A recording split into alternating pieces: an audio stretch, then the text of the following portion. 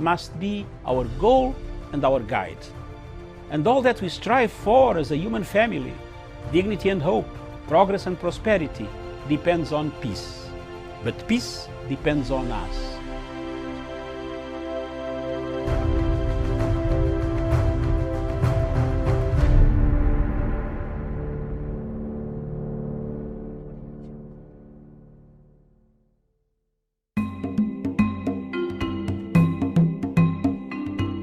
Whoever heeds discipline shows the way to life. But whoever ignores correction leads others astray. That is in the Bible, Proverbs 10-17. The reason I am quoting this verse, fellow Kenyans, is because the figures that we are hearing today are a clear demonstration that things are not getting better. And people who are telling others that things are better are lying to them. And somehow, somewhere along the line, we seem to have come to the conclusion as a society that things have gone back to normal. Today's figures show things are far, far from normal. Things are very challenging. And those who are exhibiting the indiscipline that I've referred to, leading others astray, are becoming a common phenomenon. The government of the Republic of Kenya has made efforts, concerted guidelines, and put it out to the public of the Republic of Kenya and the citizens of Kenya. Looking at the trend of what is happening and the events that are shaping around the modeling and the sample modeling of, and a comparison with other states in the world, globally, Kenya has done very well. But there seems to be a culture of sliding back, a culture where people want to go back to their old habits. What destroys such an exercise? What brings it to a situation where people need to understand that it is not gone yet, it is here. The virus is here, is with us, is an invisible enemy. An invisible enemy for the people of Kenya to understand that they must help themselves, not help the government, but help themselves to fight the enemy. If we don't unite to fight the enemy, if we slide back to our habits, our behaviors, our eating pattern, our socializing pattern, our praying pattern, our stigma, fear, complacency, impunity. These are the things that are letting down Kenya and most of the parts of Africa. It is therefore my opinion, and our opinion, and the opinion of many other people who are at the forefront in fighting this disease, that the people of Kenya stand firm against the few individuals who are violating the regulations, the guidelines, the restrictions that the government has put in place. Your failure to agree or to abide by these regulations might force the government to take more drastic measures that we might not know because we are not part and parcel of the government. But as the media, we sound what the government has said. Failure to adhere to these principles and guidelines could increase the multiplication or multiply the disease, reproduce the disease in the community. The cases of Isli, the cases of Mombasa, Majengo, where people still eat food in one common place as if they don't know what social distancing is.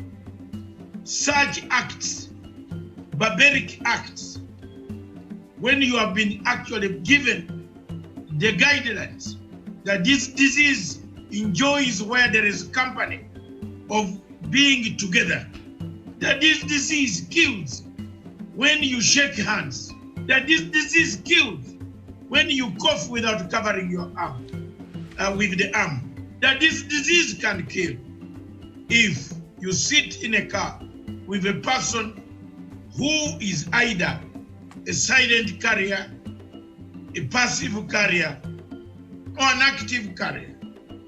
It is up to you, the people and the citizens of the country of Kenya, to adhere to Mutahi Kagwe, to listen to the Minister of Health. The cries are not very far.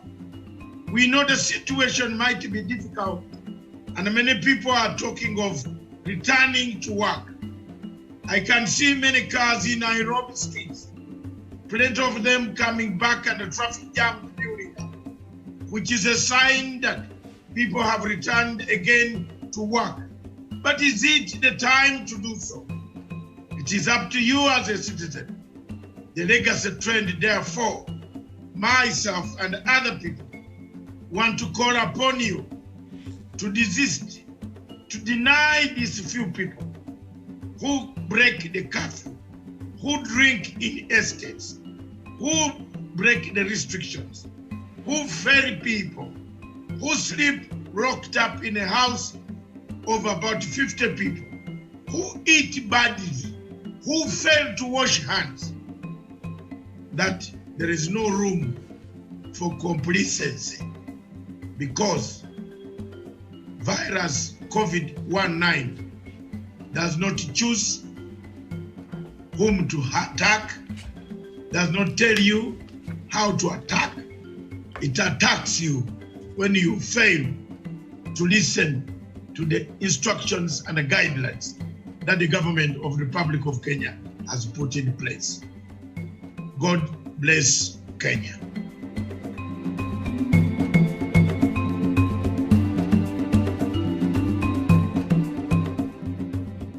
I'm joining the World Health Organization's Safe Hands Challenge. Hand washing is one of the most effective ways of preventing the spread of coronavirus.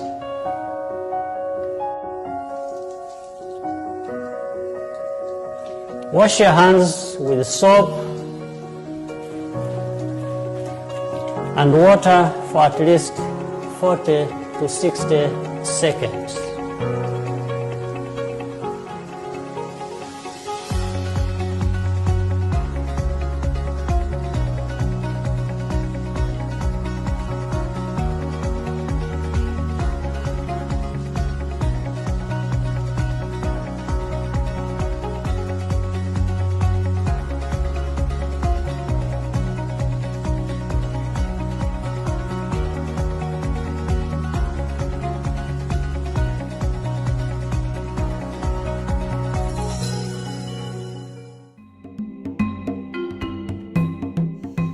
Thank you very much. All over Africa, presidents are beginning to change constitutions. The constitutions that were made to give term limits seem to have no meaning to the current situation in Africa. Whenever we reach election time and the expiry of the tenure of office, presidents in Africa try to change their constitutions. The recent case of Guinea, where President Condé has tries to change the constitution to go for another third term or fourth term, has sparked violence that has left several people killed and some arrested, imprisoned. The question therefore is, why is Africa and why are African heads of state changing constitutions? What has made it difficult for presidents to retire and go back? There are few countries in Africa that adhere to the constitution, namely Ghana, Nigeria, South Africa, Zimbabwe, Tanzania, Kenya, these countries, Botswana, Namibia, Angola, some of these countries, when it comes to adhering to the principles of constitutionalism, they have never changed their minds. Are there conditions that make them fear? Where is the fear? What makes people change constitutions? What makes a head of state to involve the entire population in changing the entire constitution? The case of Burundi, where the constitution was changed, it sparked violence and even it reached a point of a military coup. Do we need these changes in the constitution at the last minute? Do we involve our people as to whether the type of governance we are taking is the best type of governance? These questions can be answered by my viewers. Many of you who are watching me today, and many of you who will have a chance to look at the clip. The bottom line and the questions are, do we need elections in Africa? Therefore, are we ready for competitive elections? Do we give it up? Do we say, thank you, my brother, for winning, or my sister for winning elections? How do we conduct ourselves pre- and post-elections results? When the results come out, do we accept them? Do we move on? Do we wait for the 5 years? Or do we change and go violent? I think that is the question that I leave to you people in each of your countries, wherever you are.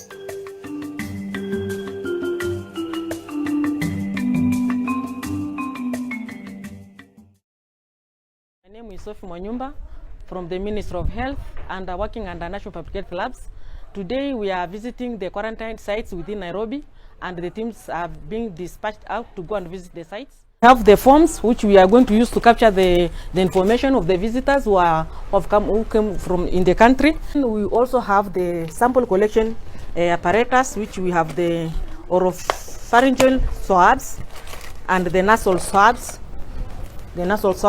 And each person is supposed to be taken the 2 samples, the nasal swab and the oropharyngeal swab. We have our PPEs to protect ourselves. We have the safety gears where we are having this, and the disinfection for disinfecting the apparatus which we are going to use. The waste, we have the biohazard bags where we are going to put all the waste which is generated within the site where we are collecting the specimen. We have the biohazard bags to safeguard the environment. And with us, we have the transport media, because we have to make sure that the samples which we are going to carry, they are if the virus is there, they are viable. So we have the transport media which we are carrying with us, and we are maintaining the cold chain, because we have the cool box which is equipped with the ice packs to maintain the cold chain of the virus of the samples as we come back. To my fellow Kenyans, I have a word for you today. Kindly stay at home. I am at work to safeguard the environment and to safeguard ourselves. The corona is real. It is real with us. So please let us stay at home as the health workers continue working and supporting the government or the guidelines which they have been put on place.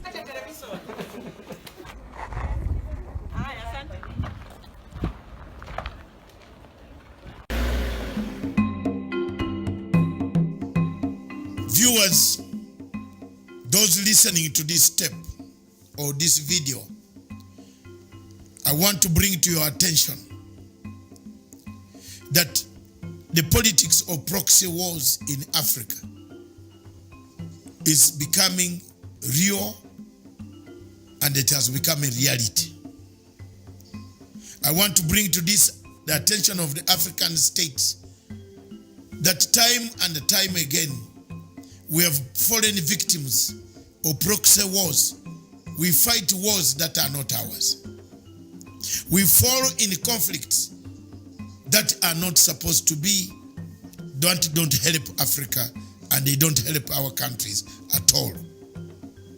The proxy war that is in East and Central and the Horn of Africa has been ignited, supported, equipped by France. It has been very real that the French government, quietly through its company called Total Oil, has been searching for resources around the triangle of East and Central Africa and the Great Lakes region and the Horn of Africa. The LAPSET was one of them, which could have been a landmark project for the people of France. They withdrew from it. The Tanga to Mwanza, they made it, they withdrew from it. The search for oil and resources through Total Oil has brought us the dangers of a proxy war in the region. It is therefore very prudent for people of the region to understand the dynamics that we are going through. For example, in Rwanda and the Burundi conflict, there is a proxy war. We are fighting a proxy country. It has brought us to a war between the two countries, between Uganda and Rwanda and Burundi. There is a proxy war in Congo who is sponsoring a resurgence of rebels that are fighting President Tshisekedi because he was not supported by countries that we know very well. This type of strategy has happened in North Africa, where Libya has been reduced to rebels, where each faction, even the government supported by United Nations, is being bombarded by a rebel called Khalifa Haftar, who is funded by countries that we know. The question of Somalia and the Kenyan maritime presents a challenge, a test case for Africa and East Africa to stand firm and denounce the actions of countries that bring proxy wars and proxy politics in our region. It is therefore my humble submission that for this conflict, for this to end, we must do enough publicity, advocacy around the area to tell and explain to the international community why this problem is going to create an imbalance in the peace in the region, and the regional peace will be affected. It is therefore my humble submission that as a Ugandan whose troops, brothers and sisters, mothers and fathers of other many millions Ugandans who are in Somalia, condemn any action by the Somali government to try to resolve issues that should have been resolved amicably as Africans within the African confines. I submit therefore that some of us will go a mile further to do now, from now onwards, to expose, to show the challenges of these countries that make us fight a proxy war in Africa. Thank you very much for listening. God bless you.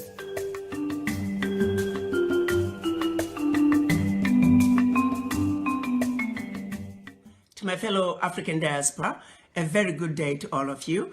My name is Ambassador Arikana Chihombori Kwao. Over the past couple of days, I've received many messages, emails, phone calls, and video clippings of the abuse that is being meted to our fellow African diaspora living in China. I've watched in horror Africans roaming the streets of China with their possessions after being evicted out of their homes simply because they're Africans. I've watched in horror Africans roaming the streets with their suitcases and at times with nothing at all, roaming the streets after being thrown out of their hotel rooms simply because they're Africans. I have watched in horror women carrying babies roaming the streets of China with nowhere to go after being thrown out of their homes simply because they're Africans.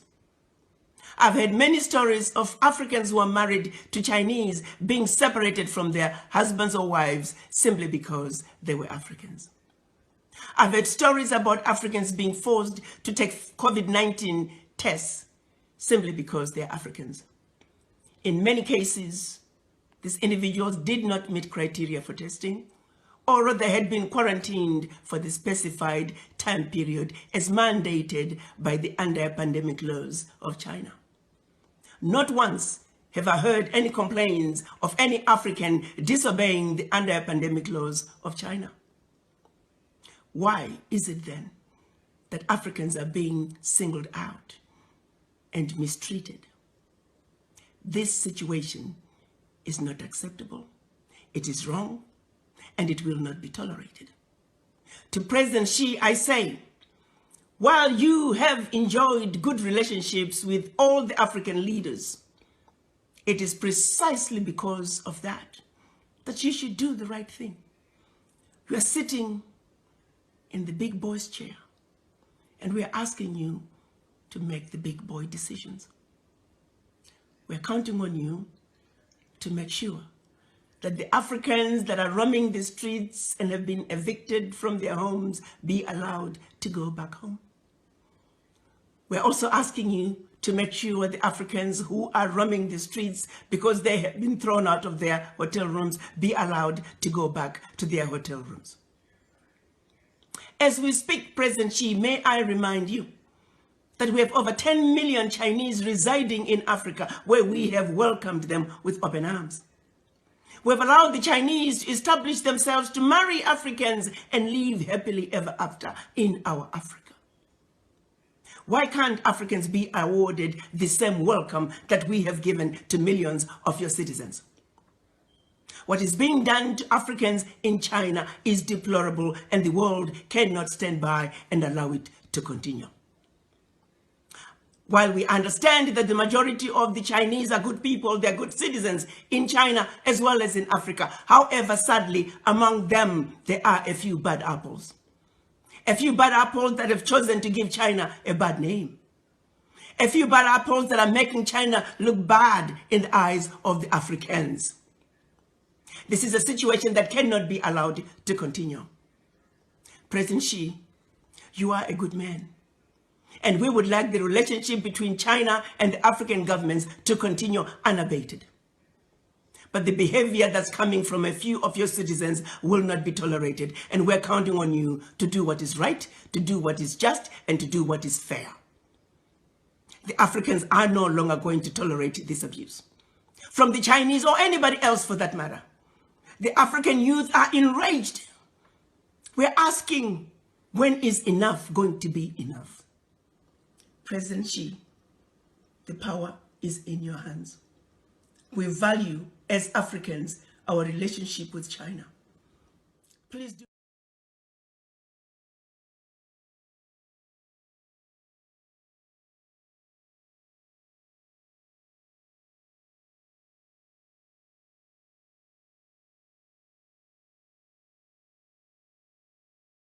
Morning to you, and thank you so much for joining us. This is Diplomatic Leaks, where today we shall focus on the conflict here in Africa that has been ignored due to what is happening right now across the globe, COVID-19. So there seems to have been forgotten, but this conflict still continues. We see a lot of women and children still moving from their homes and sleeping in the bushes. We still the insecurity increasing in some parts of Africa. So that is what we want to talk about today. Thank you so much for joining us. My name is Miriam Ugotu, and with me from the Political Command Center is none other than Dr. David Matanga. Doctor, nice to see you again. Good morning. Thank you very much, Miriam. Good morning. Good morning, our viewers, wherever you are in the world, across in Africa with COVID-19. Thank you very much for watching us. This is a Diplomatic Leaks. Going behind the lines, as much as we talk about the COVID-19, we must bring to the light of the people of the world the forgotten conflicts, the new ones mushrooming. Somalia getting involved with Ethiopia, Eritrea to negotiate with Al-Shabaab. This is going on. It's going on. Don't tell me, I did not tell you. This show is to tell you what is seen behind the scenes. Is Somalia government negotiating with Al-Shabaab? Yes, they are doing it in Asmara. So those who have troops must be very careful in those countries. The negotiations are taking it in Asmara and the Doha, hotel numbers and everything, details. You wonder why the international community did not proscribe Al-Shabaab. Why? Miriam, back to you. The answers will be got on this show. We shall touch on the conflicts, the forgotten, the civil war in South Sudan at the times of COVID-19. Sudan itself battling rebel activities. DRC Congo battling rebels, new rebels emerging in the south, in Ngoma, in areas near Burundi and the Rwanda border. And then up in the north, we have remnants of the Lord Resistance Army emerging, sending several refugees into Congo, into South Sudan. Ambazonia in Cameroon, the conflict is forgotten. Miriam will go detail by detail. And Nigeria, the Biafran conflict. The new conflict in Africa that is taking shape, that we must be very careful about, is the new Al-Qaeda, ISIS, Al-Shabaab jihads that have formed themselves in the northern part of Mozambique. 5 years ago, I warned the Mozambican ambassador in Kenya when he called me for lunch in Intercontinental Hotel. I told him that your place is being taken over by terrorist activities where the Al-Shabaab and other terrorist organizations have linked up to crowd the place of the East African coast all the way to Sofala, from Mogadishu, from Djibouti, Asmara, down to Sofala. And maybe, you never know, one of these days, we have huge numbers of Muslims in Durban. By the way, you didn't know that. In Maputo. Because when the Oman Empire moved all the way from Oman, the empire was moved through all these coastal towns of Mombasa, Pemba, Zanzibar, Sofara, Kwara, Durban, Port Elizabeth, up to Cape Town. That's why you find that most of the Somalis who live East Africa settle down in Cape Town. Have you wondered why the shops of Somalis were burnt in Cape Town? There are many, it's a huge number of Somali people who left a long time ago with Vasco da Gama. They settled with Vasco da Gama, the Portuguese man, when he was leaving, going back. And when he was coming back, he brought the Makonde, that we have one tribe, the Makonde, down in Kenya. But you can see that it is also Makonde in Somalia. That's why you see the black Somalis, the ones around the Kisemayo. So that is part of the history. Miriam, over to you in the studio, in the command center. That is what we are saying. Political command center. We have finished the politics of Kenya. It is fate accomplished. You can go and get court orders. Even 2 million of them. Has somebody gotten a court order, Doctor? Yes, Jubilee will not be the same. The writing is on the wall. You can even get 2 million orders. Those orders will be overturned. In fact, the speaker has done very well to disappear from the premises. He says he's doing social distancing. So the plotters themselves, who are Kindiki, who is Ruto man, henchman, are the people running the show today. But if the speaker is even not careful, it could sweep him. The tsunami coming from the group that wants to sanitize and fumigate the politics of Kenya is very strong. Thank you very much, Miriam. Over to the studio. Let's go on with our conflict. Diplomatically brings you South Sudan. Yes. Thank you very much. South Sudan, the conflict seems to have been forgotten under COVID-19. People have forgotten that there was assembly. The soldiers were assembling. And we must be careful that as we concentrate on COVID-19, we don't lose the focus on peacemaking process, because we shall need the peace after COVID-19 is gone. It's not going to last long. It will be done away with. It's only the habits of the people in Kenya who don't want to wash their hands, who don't want to distance themselves, who jump the curfew, who jump and eat hungry, as if they are hungry for 1 million years. You eat food from another place. You want to go at night to dance, to finish, to buy, drink. Get out of this. And we shall conquer COVID-19. That back to the subject again. Thank you very much, Miriam. Yes, indeed. And of course, if you're joining us and you're wondering what we are talking about today, we're looking at the forgotten conflicts of Africa because of the COVID-19 or due to COVID-19. And of course, we have to start very closer to home, and that is South Sudan. And you understand why, you know, the very close ties between South Sudan and Kenya is because Kenya has been part and parcel of the peace, you know, process in South Sudan from the previous governments to even now President Kenyatta. We've been keen on stabilizing and finding a peaceful South Sudan because it is for their best interest, and also we are much safer and much you know, stable when South Sudan and also, as you mentioned there earlier, Somalia are more stable and they have their peace, and also we can enjoy our peace over here. So after signing of the peace deal, Doctor, in February, and now a civil society activist has condemned the ongoing military confrontations between the government and some armed opposition groups in Yei County, Central Equatorial State. Hundreds of people who voluntarily returned from Uganda, who were refugees, South Sudanese, and they returned thinking that after signing that peace deal, now they'll be safe back in South Sudan. They were told to leave their homes by the main armed opposition group, SPLA-IO. They were told, you know what, yes, you've returned to your country, to your home, but you're not safe here, so leave. So I don't know where they were telling them to go.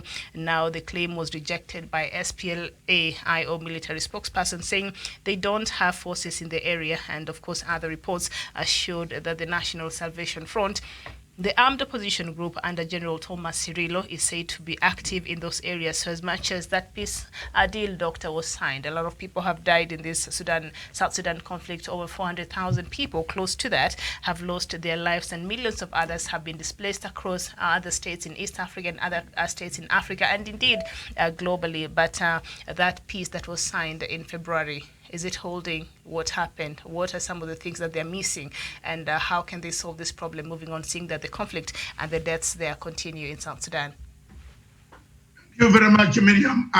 And my viewers all over the world, wherever you are watching from in Africa and the rest of the people in the diaspora, thank you very much, especially in Kenya. Thank you.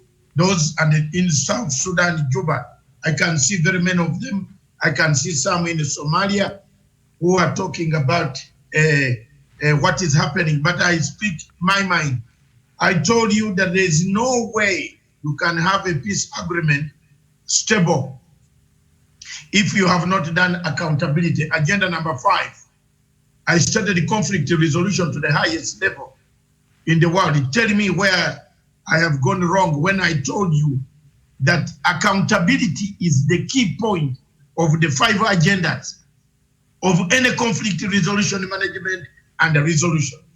If you don't have accountability, over 384,000 people died in South Sudan. We have not done accountability. Our generals are in, Kenyan generals are in Sudan. We must protect them. We must not allow them to be part and parcel of the problems that are again beginning. Countries in IGAD must be very honest, especially Uganda, Ethiopia, and Sudan. Kenya has not taken any troops in any of these countries. Kenya has been neutral in the conflict of South Sudan. But in the country, Uganda, Ethiopia, Sudan, they have been imparted to some this conflict.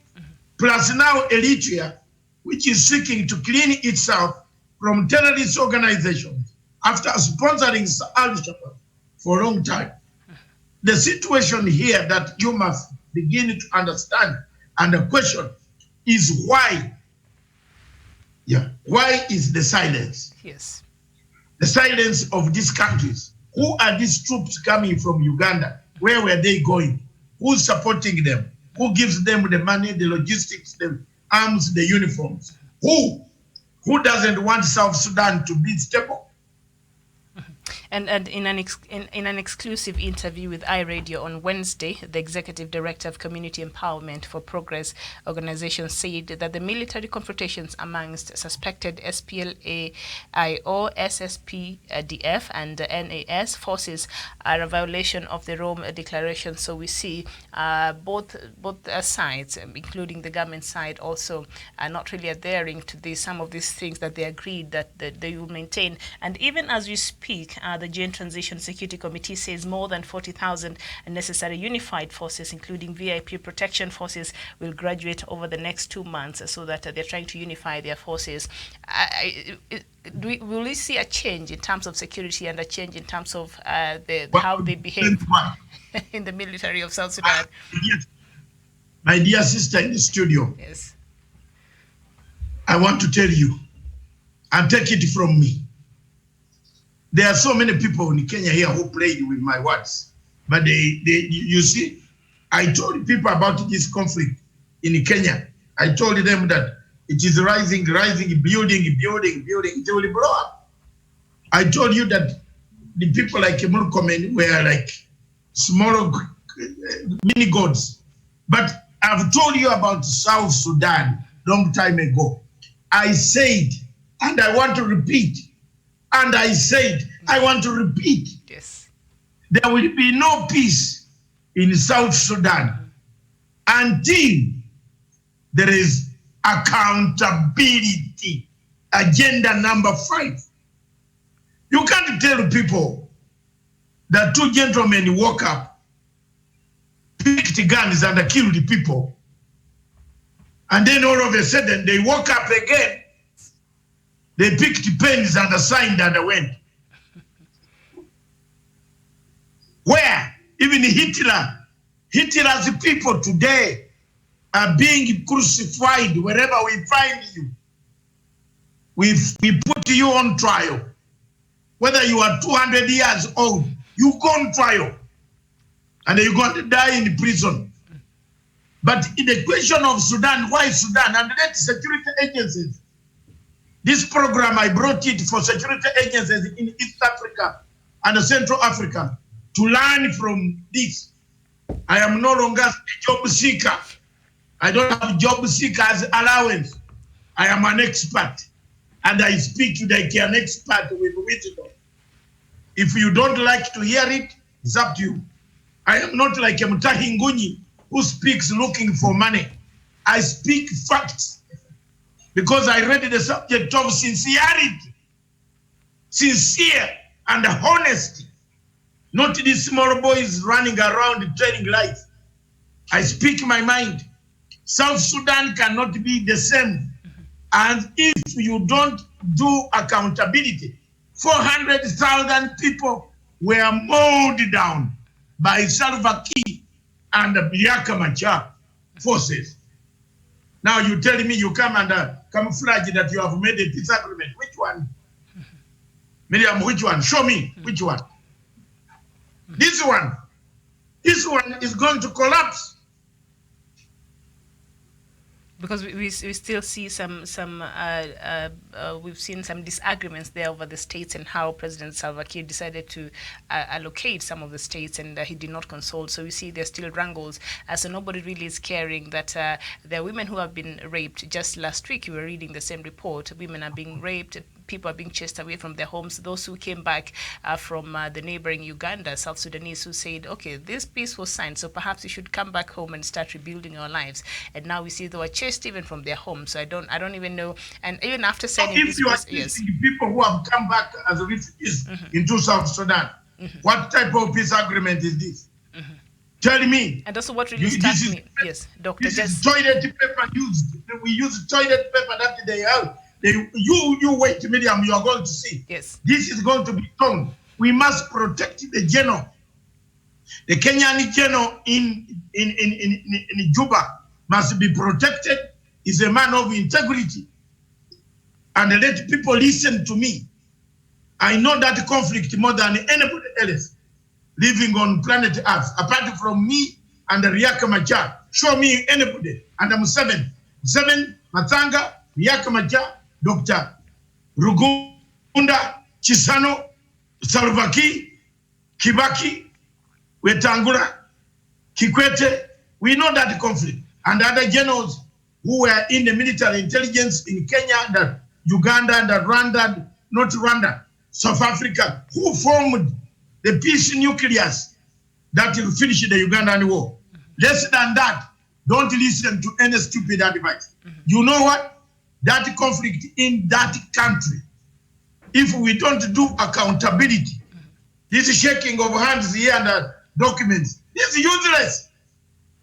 All right, so I'll just read a comment. Useless. Yes. Listen, useless. Let me tell you, let me go further. Because if you condemn without suggestion, I suggest the International United Nations sets up a tribunal.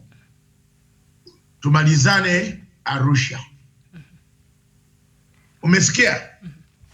Wacha tumalizie Arusha. Let's finish there. And sort the fifth. And what about the hybrid code? The hybrid code that has been suggested as part of accountability. That's what I'm saying. If you don't do a hybrid, the hybrid where?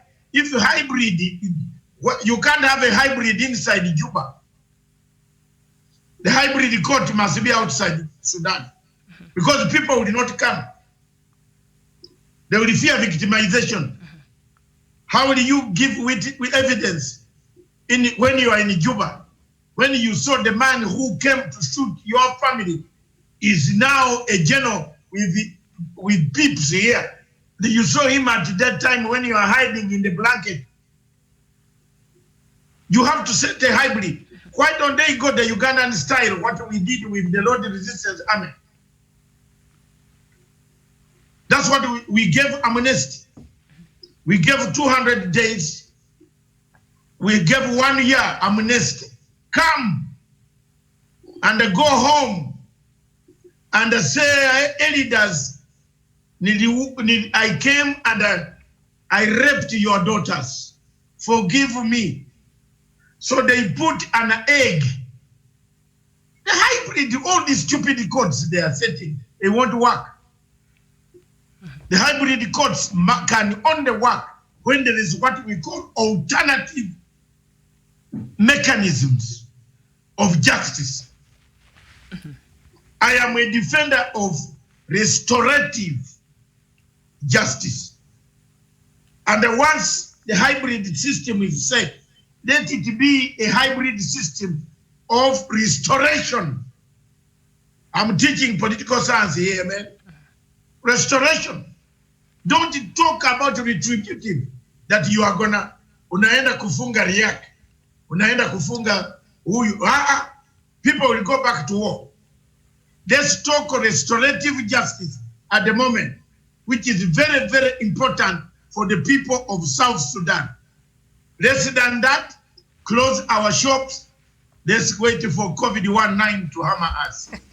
And Doctor, speaking of which, one of our viewers here, Emmanuel Maluali, is saying that a nice topic of conflicts as South Sudan has hit by different types of conflicts, the communal violence in part of the country, General Thomas Cirillo forces fighting in central equatorial state that displaced thousands of people in Mukaya, Lainya, Loka, Jambo areas. General Monjur Miakol defected from government to General Malong Awan rebel groups. So we see a lot of this conflict, especially in South Sudan, Doctor, is hinged on ethnical background. It has a huge, driving factor in it, the ethnicity there in South Sudan. So how can we solve that? Exactly, Miriam. You can only solve that through restorative justice system. Hallelujah. If you don't do that, whoever is working on South Sudan, take notes today that this gentleman from Uganda called Dr. Matanga once said, restorative means of justice will deliver South Sudan. Any other format, whether you arrange 200 vice presidents, that all the cabinet becomes vice president 1, vice president 2, up to vice president 200, you cannot solve the problem. Is it the first time for Riek and Salva Kiir? I want to ask you one question. Is it the first time they have come together? Is it? No. If you have followed the history of South Sudan, is it the first time that Riek and Salva Kiir have been together? No. Even during the Garang, when Garang was president, I was a great friend of Garang in 1980, 84, 85, 86. We gave Garang a base in Nairobi, in Kampala. It is Dr. Milton Obote who gave Garang a base in Kampala, not Museveni. He should not say he is proud of that. No way. It is us. And then when we came out in exile in 1985, we were in Kenya with Garang. We know, and we attached to South Sudan more than anybody else. We had our boys training in Owinyi Kibulu. Do people know where Owinyi Kibulu is? Owinyi Kibulu is one of the training centers in Southern Sudan, where we trained in Southern to attack Idi Amin. We have that history, a link between us and the South Sudanese. If Garang had lived longer, Sudan would be peaceful. Garanga would have preferred the mechanism I'm speaking of today, restoration. Garanga would have not allowed South Sudan to break from Sudan, Khartoum, because he believed in a national unity, international unity, that these resources were the people of Sudan. He wanted to create a greater Sudan without Arab or black. That is the vision of John. John live longer. John live longer. Yes. And none of these leaders today has the vision of John. I want to tell you frankly, none of them has the vision of Garang.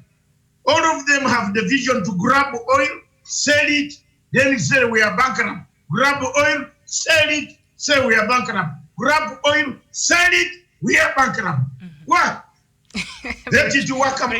So the same injustices, yes, and the same unfairness that the people in South Sudan, yes. Do you know my sister?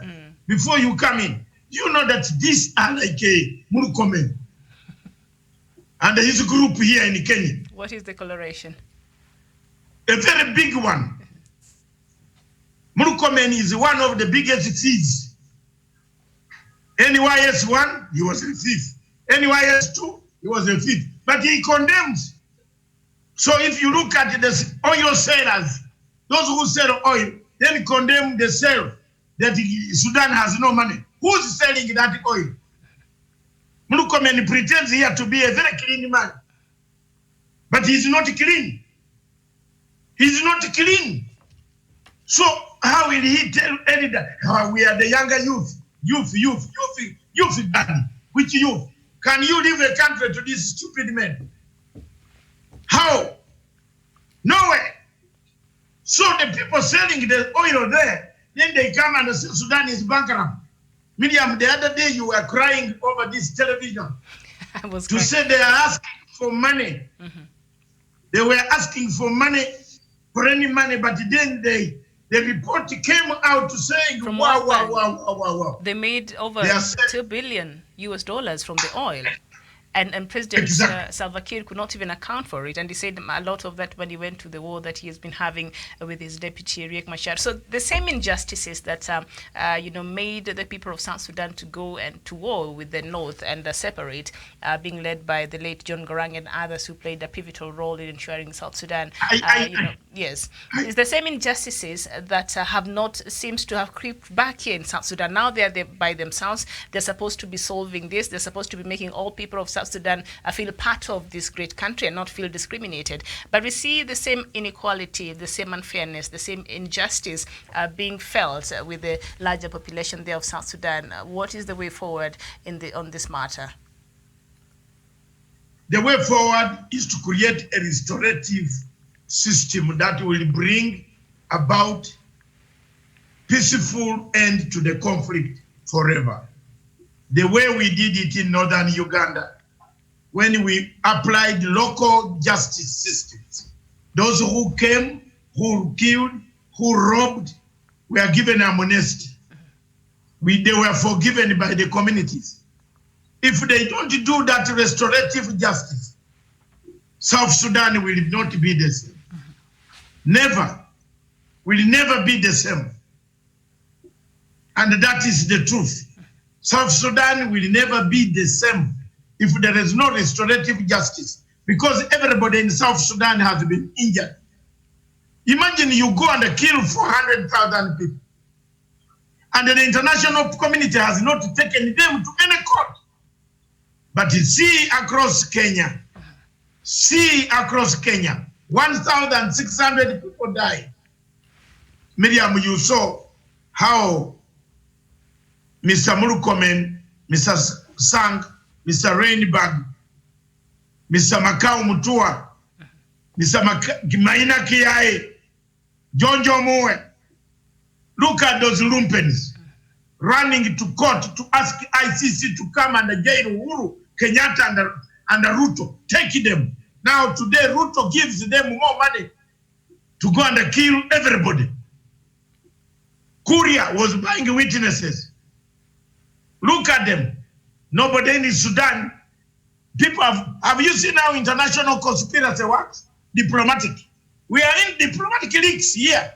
Let's talk the truth. Let's talk the truth about Somalia now. Because somebody from Somalia has tackled my head. A stupid man called Abdulaziz.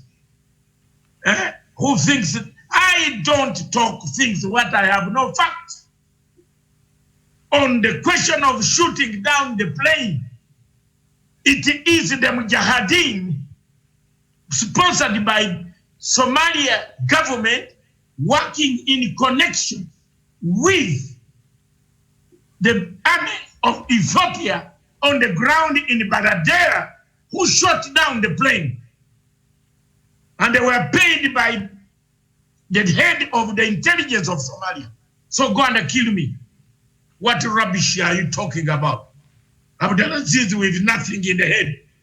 Don't talk on my platform. I'll block you if you talk like that. 2, it is also true that something is going on.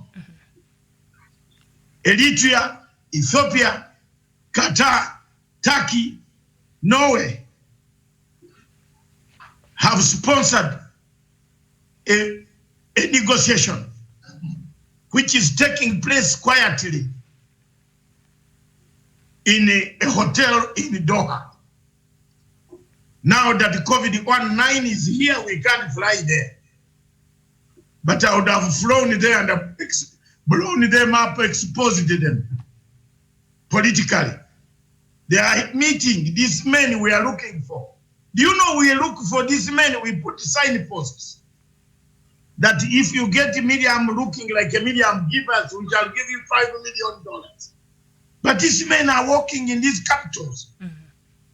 The leaders of the militants group, the second in command of they are working in Qatar, in Doha, in UAE, in Turkey, in Asmara. They are working. We are looking for them when they are working. And we are spending money, and our people have been killed here. How many people have injuries of conflict of Somalia? Many shots, legs, wounds, everywhere. Some people, the bullets are still in the stomach.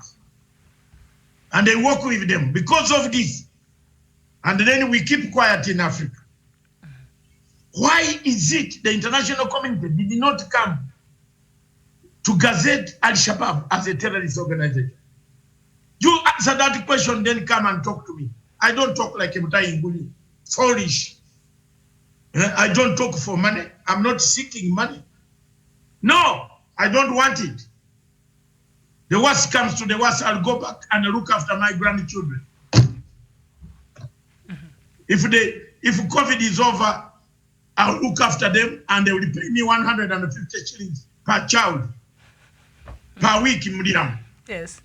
To be then. That's how proud I am. Per week, one child, there are 9. Yes. If they bring them for babysitting, yes, that's very good money per week. And I can come back, change, and come to Kenya and buy a beer. That I don't need. No, honestly. yes, You tell the people what is the truth. I don't want to tell lies. How do you tell? You know one thing that has hit my heart this from last week. When a man said, I created two systems. It's like a doctor said, I created two diseases. I created corona. Two diseases. Yes. Types of disease. Yes. Disease number 1 was hustler. Disease number 2 was dynasty. I wanted them to eat each other, then I get what I want. Can you trust such a man? Yeah. Nyenye mulale. Not me.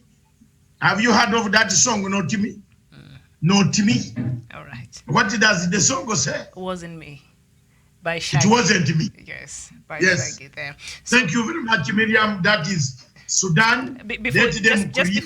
Before we leave South Sudan, the chairperson of the Joint Transitional Security Committee in Baled Gazelle region told iRadio that more than 40,000 forces, we've talked about it, have already completed their training, and they're hoping now they'll be unified enough. I hope they pick them from across all the key players there. So with this move, should we perhaps be hopeful that security will be tightened in South Sudan, and also moving forward, should this give us a glimpse of hope on perhaps the changes and the better days that lies in South Sudan, and perhaps the end of such conflicts and the killings that are already going on there in South Sudan? Should it be hopeful? Hope could be there, but hope without destiny is hopeless. You have got it. If you have hope of crying for Rome when Sicily is burning, like a Ruto crying for Rome, when Kenya needs leadership quality at COVID-19, then there is no hope. It's hopelessness, Miriam. Did you see any hope there? These guys, very soon after COVID-1, you know what is fearing? What they are fearing is COVID-19. Lakini wacha wa declare imeisha. Utaona. You have seen now it has started in Central Equatorial. And something, isn't it? Yes. Yeah, in the equatorial part of South Sudan there, the state there. Something very interesting, Sedonio Givandes, one of our viewers, I think he writes to us from Mozambique, and we shall come to Mozambique today. We want to look at that conflict over there in Gabo. Yes, we shall look at that. Gabo. But you better advise my friend Abdulaziz. Abdulaziz, thank you. We shall come to you. He has been one of, yes. He has been one of our viewers. Of our viewers, and we shall not get annoyed with you, Abdulaziz. Abdulaziz. We understand. Yes. Yeah, Abdulaziz Ahmed Aziz. We disagree. Yes. He loves President Farmajo, so when you touch that, it's a raw nerve. I know you love. It's a raw nerve. You know. Yes. I know you love President Farmajo so much, but he has no papers. Farmajo's papers are from Minnesota, yes, in where you can buy any paper in America. And I don't know how he'll respond to this. And Dr. And mine, wait, let me finish with Aziz. Mine, I studied in the United Kingdom. The university reference number is very clear. So I don't want to go that route. You continue loving Farmajo and praise him, but me, I don't give him any respect. Why is it that Somalis and the Kenyans are quarreling in his leadership only? When we used not to quarrel with the Dendras, we did not quarrel with Sharif Ahmed Ashraf. We did not quarrel with the other president who left power. We never quarreled with any. Nobody had a quarrel. They were doing business and everything was going on between Somalia. Yes, we had one common enemy. But at the moment, Somalia is sleeping in bed. It is in the bedroom, kissing the terrorists. They are together kissing each other.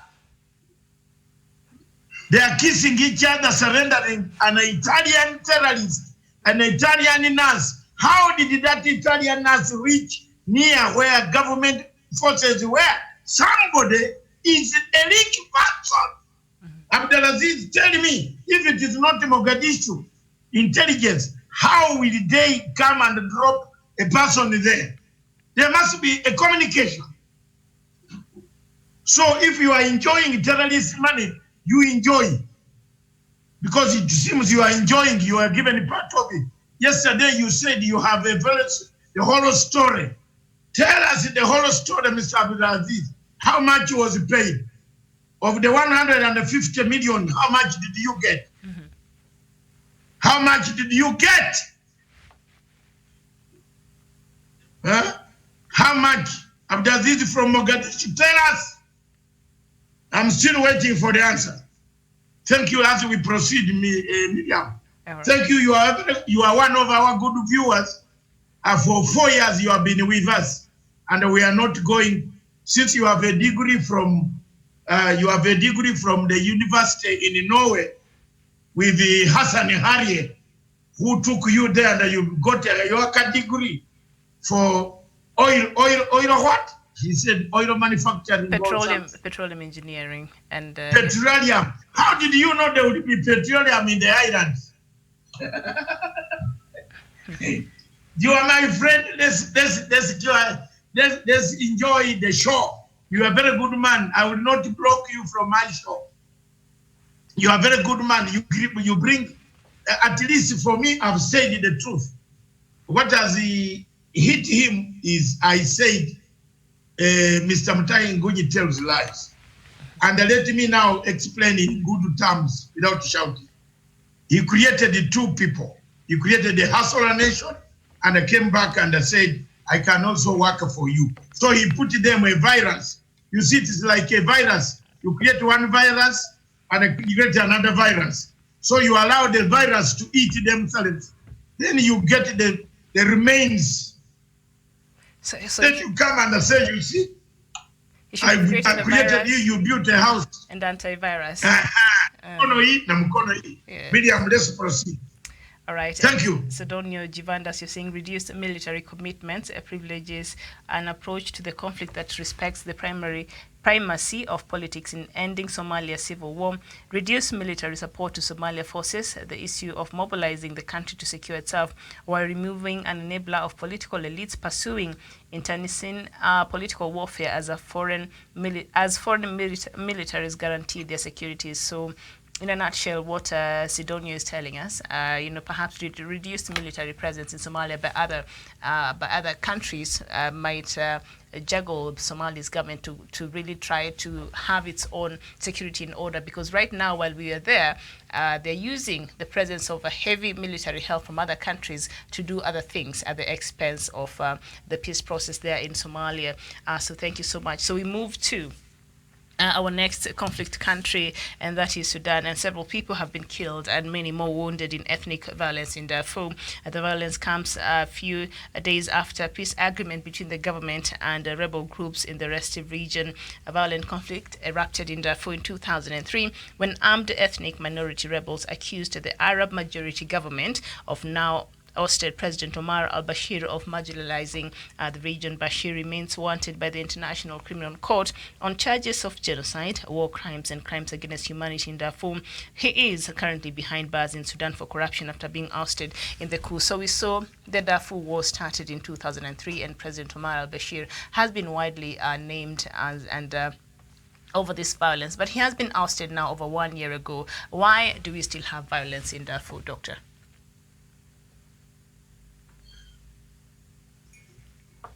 We have violence in Darfur because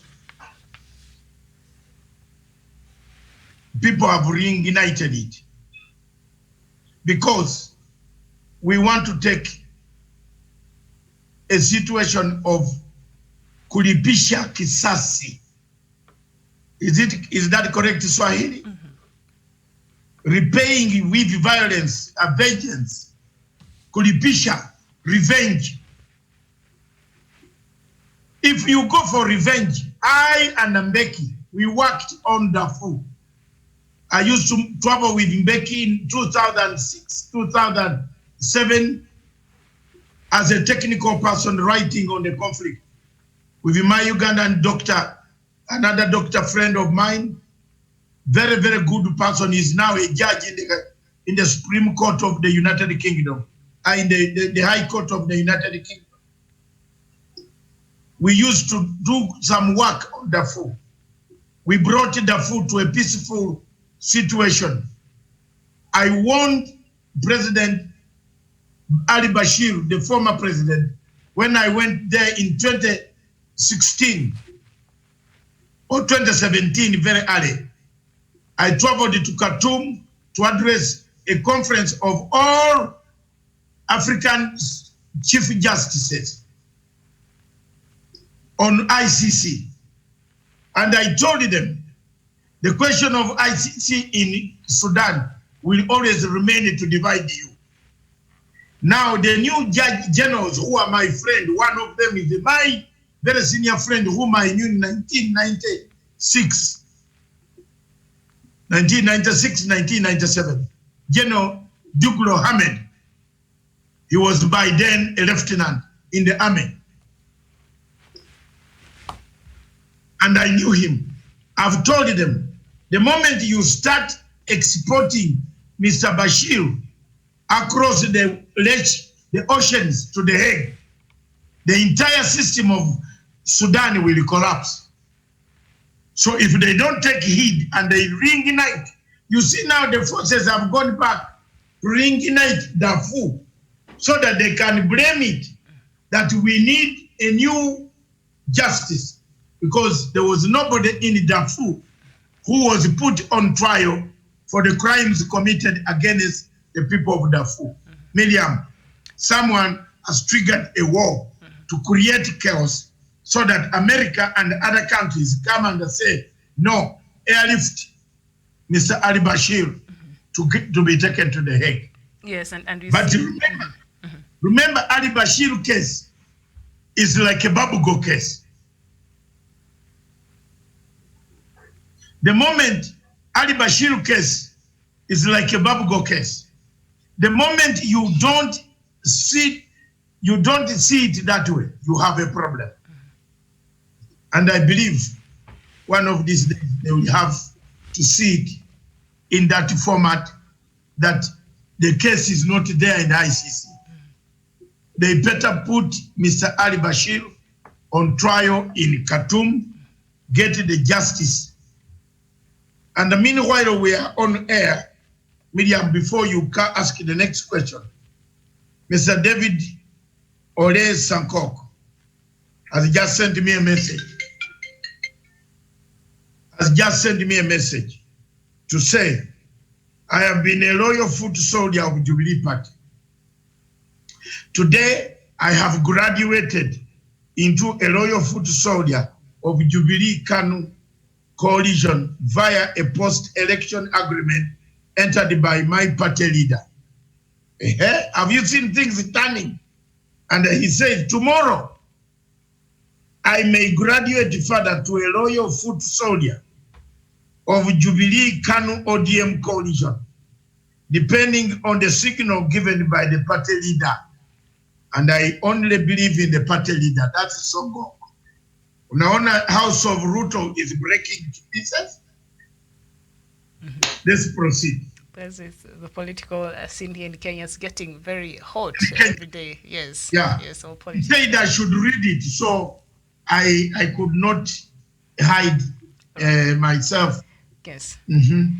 Thank you so much for that, and also, yeah, the matters there in South Sudan, in Sudan, of course, even after President Omar al-Bashir leaving power 1 year later, we see the ethnic clashes are still continuing in Darfur, and just a few weeks after signing the peace deal with the rebels there in Sudan, we've seen things have not gotten better there, so there has to be other issues behind this that perhaps somebody is not really focusing in solving. So the conflict there in Sudan, especially in the Darfur area, still continues. And now we move to the Democratic Republic of Congo, where it has been a hotspot of conflict in the recent days.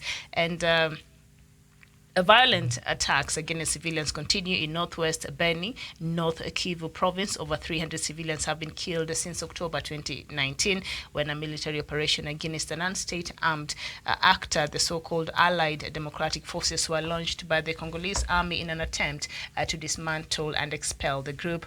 Dispersed ADF forces operate in areas home to other militia groups hostile to state forces like the Mai Mai. Further violence is expected in the latest attacks. In February, 13 civilians were killed, around 20 kidnapped by the ADF around Mankina, that is 25 kilometers from the Beni city. Now, recurrent attacks generate panic among locals. Their families seeking refuge in major cities are obliged to pass through dangerous areas to gain access. And we see the war in the DRC and a lot of militias. Why is it, Doctor, and I know you have a better understanding of the situation there in the DRC, why do we have all these militia groups there in DRC, and who are perhaps some of their sponsors? There has to be somebody funding these attacks there, these activities. Look, another failed state in Africa, forgotten conflict, with so much interest is that one. Summary, let's not even waste much time. As long as Rwanda exists, as long as Burundi, and as long as Uganda exists, you don't want to hear what I'm going to say. We are listening. It's getting very interesting. You've reached as long as Uganda exists, and then? Yes, there will be no peace in the Congo. What are the vested interests? And we just, unless you have another question, close it there. Let me not give you more details because I am very vast. In fact, part of my thesis, the last thesis of my writing of conflict resolution in Canterbury, I wrote on international aspect. Instead of going for international diplomacy, I wrote for conflict resolution management. And I wrote that the sleeping giant in the middle of Africa that zooms the weather, that changes the environment of Africa, the entire Africa. Do you know the country that changes the entire climate of Africa? It's the Democratic Republic of Congo. With over 4 hours flight, it's a huge country. It's 4 hours flight from Nairobi to arrive in Bujumbura. So in Kinshasa, take away the 45 minutes that you take between Entebbe and Nairobi. Therefore, the entire DRC Congo, masaa ngapi? 3 na dakika 15. You are flying over the biggest forest, second to Amazon in the world. It means it gives us the water, the river Nile you see, which is underground. They meet somewhere there. We don't know. The lake, the only lake, Victoria, which is claiming its place by swallowing people's houses now. Slowly. Have you seen how people in Kampala are running with their trousers left in the house? They are running naked, saying, President, help, help. They built houses where the lake is claiming. That country, DRC Congo, is the mother of all countries in Africa. Without it, Kenya would be nowhere. You know the weather. It is that big forest that sends that rain that creates us to be called the tropics. Now, if these countries don't exist, Rwanda, Burundi, Uganda, you would see a very peaceful Congo. I leave it there to God, please. Don't ask too many other questions. All right, let's just jump to Amazonia, yes. No, or you want me to give you some details? I'm sure our viewers will appreciate. Uganda has interest in Congo. Remember the 1998 war where Uganda, Rwanda, and the others wanted to cut Congo into how many parts? The gallant sons of Zimbabwe led by Mugabe, Mandela, a traitor, wanted to save us. May his soul rest in peace. We blocked that division of Congo. Zimbabweans, Angolans, Namibians put a hold on President Museveni. That's why he's able to go to Rwanda and negotiate. A man, my in-law, the president of Rwanda, in-law of Angola, to say, let's negotiate. You get my point? They ran there because they were defeated. They were beaten. Some people were captured. I know Ugandans whom I saw in Harare captured. I don't want to say much because there are certain things as an officer, you die as an officer. But I know some generals who were captured and they were crying like babies, whom I told Mugabe to release to go. So there are so many things some of us have done in the background, Jermaine. So you can hate us, but we are not bad people. So as long as these countries exist, Congo will be in turmoil. Let's move to another topic. Amazonia. And we go to Amazonia, and in September 2019, independent sources stated that the conflict had claimed the lives of around 3,000 people, counting both combatants and civilians. By February 2020, between 800 and 1,000 Cameroonian soldiers had been killed. Anglophone groups have disputed these figures, and we saw Dr. last year in September when the government of Paul Biya purported to have a national dialogue that was supposed to solve the problems of and the conflict between the Anglophones and the Cameroonian government, and some of the things that the Anglophones have been wanting were not really addressed in this national dialogue that was prepared by Mr. Paul Biya, and we've not seen Ali moving forward after that. So is this a conflict that we shall see end, or the only way out of this conflict is by Amazonia having its independence? Yes. You know what? There is no solution, no shortcut to Amazonian question. The only way Cameroon can stabilize is to have a two-way solution state, to have two-state solution. Give Amazonians their right. Give them a state as per Resolution 1608 of the United Nations Security Council. That gave them the mandate to govern themselves. Less than that, we are not going to agree sit here as Africans and allow another African part. In fact, the debate of Amazonia has been kept quiet because we have a Fulani guy called Muhammad Faki Muhammad at the AU. He sides with Paul Biya because of the French connection. They have cited and they molested these other guys. Believe me or not, God willing and watching me. Hallelujah, wherever you are, God. Thank you, I pray for you every day. For 42 years, I've prayed you with my Bible. Is here. The only peace that will come in Amazonia is when there are two states. Cameroon will not be the same. Cameroon is waiting for Paul Biya to die. If he goes before me, those who will be here will say, I said. As soon as Paul Biya goes down, it will go Zimbabwe way. Hear me this. The only leader holding this and failing to do, you can't beat people that way. Like that. These are all Amazonians suffering. What is the crime? The crime is that they don't speak French. Bonjour, allez, maison, oui, let's eat frogs. I don't know how they call it. Come and we eat frogs, yummy. Frog is a delicacy somewhere in there, and also in Asia they eat it. Miriam, Miriam, the only not delicacy so far now. Not me, just them. The only delicacy so far now is yummy.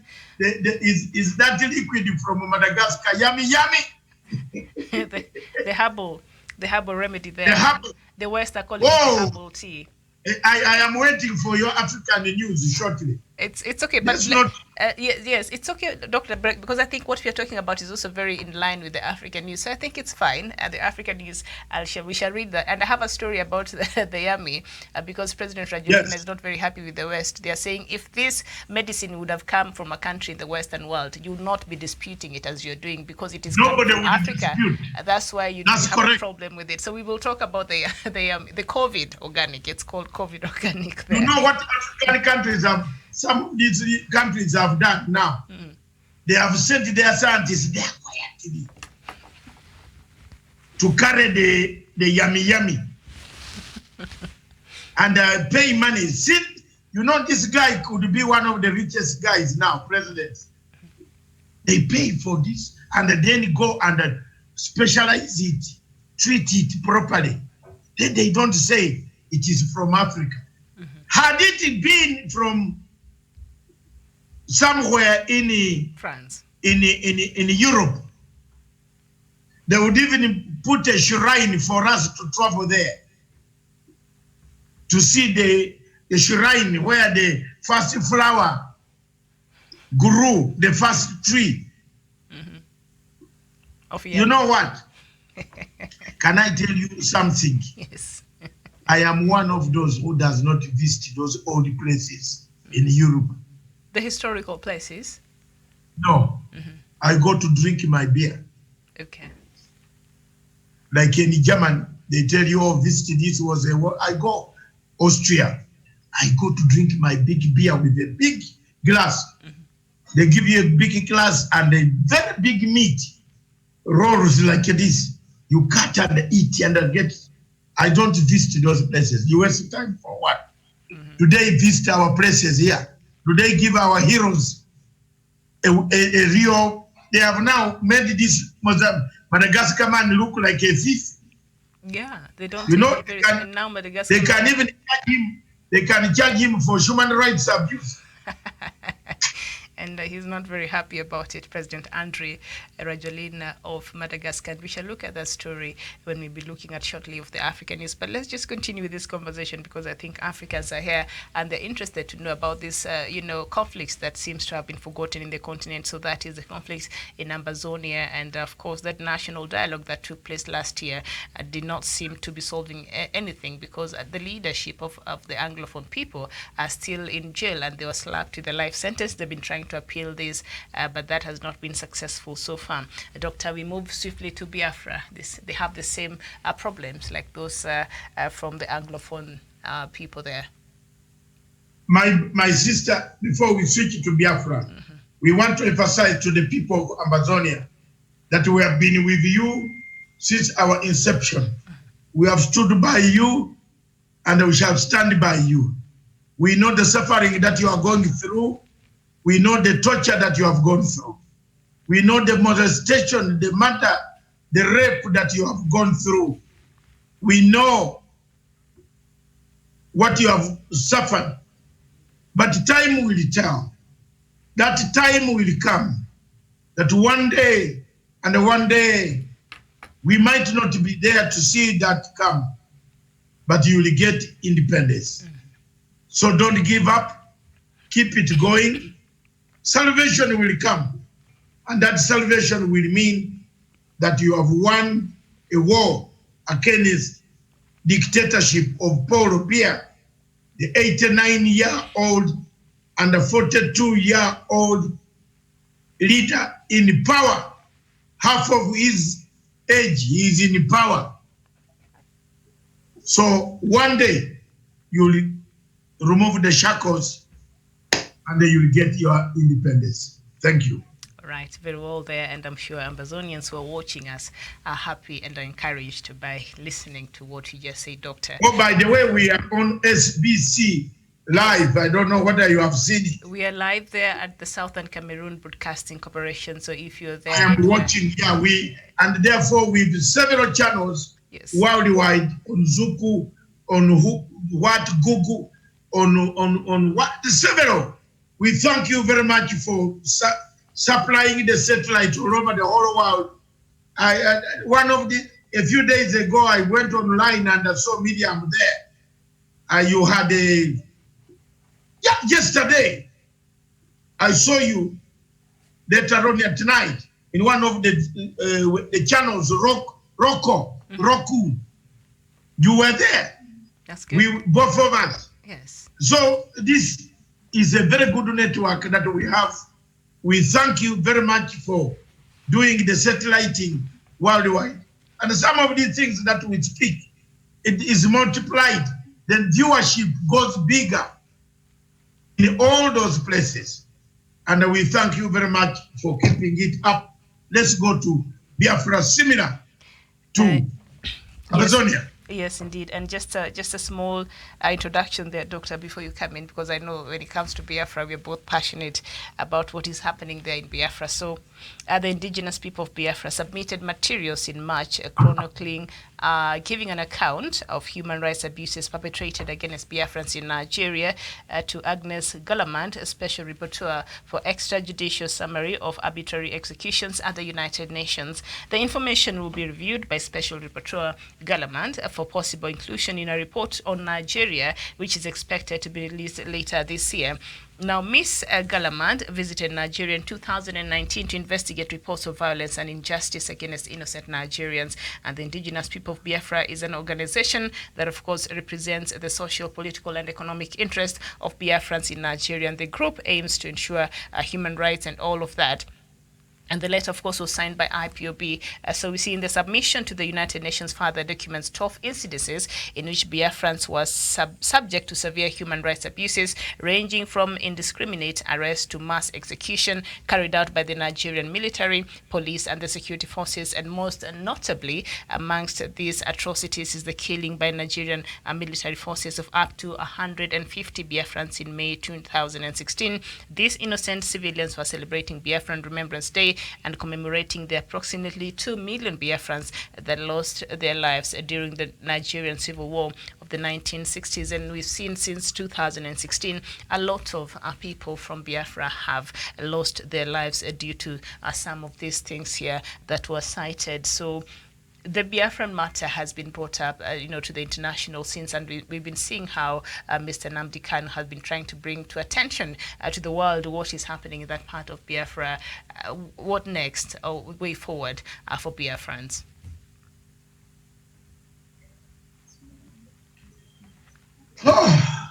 Miriam, thank you for asking. In Biafra, the people die like mangoes dropping from the tree. They kill them. And who is killing them in Biafra? Buhari. Who is Buhari? The army is Buhari's. Instead of concentrating on killing Boko Haram, which is in the northern part where Buhari comes from, he has turned his guns on the southern part, killing the Igbo people. For us, we don't sugarcoat. Maybe my brother PLO Lumumba PLO does sugarcoating in order to be allowed to enter that kingdom. As a Commonwealth citizen, I'm entitled to enter any country, which is Commonwealth. And therefore, Buhari will not be there for a long time. Another government will come in place. And I have to support the people of Biafra for now. You like me, you hate me, I like the Biafran people. They have stood the test of times. They have stood the skills of times. They have won the admiration of the international community. There are many doctors that are, at the moment, Biafrans in hospitals in the United States, saving lives in the UK, saving lives. They have been mutilated, beaten, killed, their families. There is nothing Buhari has done for the southern eastern part of Nigeria. There are roads with a pothole like a crater. You enter there, you take 2 days to come out to the other place. A road, and you are driving home. In southeastern Nigeria, in the Biafrans are suffering. If you don't speak like a Nyerere, then don't speak to me. Because Nyerere stood up and gave the Biafran people recognition.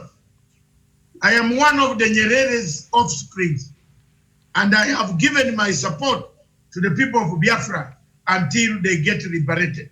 Full stop. I have nothing much to add. Let's proceed. All right, thank you so much, Doctor there. And now we proceed to our last conflict here. Of course, there's so many that are happening in Africa. We could not look at all of them, but we just chose a few. And there's this one that is really gaining momentum in Mozambique. And in Mozambique's gas-rich coastal province of Cabo Delgado, where spreading violence is being blamed on Islamist extremists, a few residents are clear why they're being attacked and who is responsible. More than 2 years of militancy here has intensified dramatically, and in recent months, according to the United Nations, there has been attacks on passenger buses, a Christmas Day village burnings, and a string of ambushes on Mozambican soldiers trying to rein in the insurgency.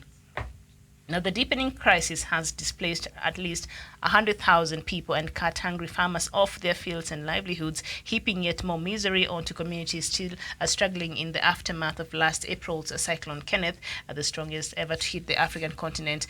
The IS, that Islamist state group, says its new Central African Province branch, and it claims this affiliate also includes rebels from Eastern Democratic Republic of Congo, is behind some of the attacks which have left hundreds of people dead. And Doctor, we've seen there Congo, the DRC, it's a problem to a huge number of countries. The insecurity there is a problem to a huge number of countries across across Africa, but also a homegrown extremist sect, locally known as Al-Shabaab or Ahlu Sunna wal Jamaa, is also involved in the violence, according to researchers, as extremists from nearby Kenya and Tanzania. The connection between IS and that other group of Al-Shabaab remains unclear beyond occasional attributed attacks, and the killers have not produced a manifesto or put forward a leader with a clear religious message, leaving many to doubt their jihadist leanings altogether. They're a bit confusing there. What could be the problem, Doctor, going on there in Cabo Delgado and the increased militant activities in that area in Mozambique? First of all, I don't know whether my lighting has changed. Slightly, but it looks good. Yeah, is it good? Yes. Tell Stephen to give a signal to you. It is good. Because it looks like I am darker there. Is it good, Stephen? Mm-hmm. Yes. The situation of Mozambique is a complex. And earlier, the Mozambican officials take heed. I told them 5 years ago that something was not very right. Nobody wanted to listen. That certain European country was in preparation of sending or equipping Renamo. And in case that country does not do it, there is another Gulf state country that always equips other type of rebels, or fanatics, or mujahideen, or jihadists, or now another Al-Shabaab. You have heard it has arrived there. Now, Mozambique is hated by the French. The French hate Mozambique. They wanted to colonize it, to take all the minerals in the north of Mozambique. Chissano at that time refused to give them access. Miriam, believe me or not, my sister, there is that access that is lacking, that has forced this country to create rebel activities in that area. The French said they were digging a road all the way from Dar es Salaam, Herere, via Mutwara, Bagamoyo, Ruvuma area, Lindi, and enter through Nachingwea. That is an area I'm very vast with because our training groups were around there. In those days of Idi Amin, when we were fighting Idi Amin, and then later on during the Obote regime, people visited Nachingwea. I've visited most of Tanzania. I love Tanzania. That's why you see me not criticizing Magufuli. Mr. Magufuli, I take him in respect. Tanzania is one of the countries in Africa with a social base. And if their experiment succeeds, then Tanzania will be one of the best countries of reference because the people there hear their leaders. They say don't wash mikono kila siku. They will wash it. Anasema mwalimu alisema wash mikono bwana. Everybody, hata mtoto anasema mwalimu jana alisema tuoshe mikono. Tufanye nini? Tusafishe mikono bwana. There's a social fabric there. And like across the bridge here, do you know that the city is back to life? It is. The city of Nairobi is back to life. We better talk about it, Miriam, before it goes too late. I don't know where Mutaki Kagwe is, but the city is alive. Back to what it is. People are not bothering. Some have been told by this messenger of the Bible that it is already, it's okay. What Uhuru is talking about COVID is not right. There is that man sending signals through churches. I am telling you. Did you know that that is the message I got last night?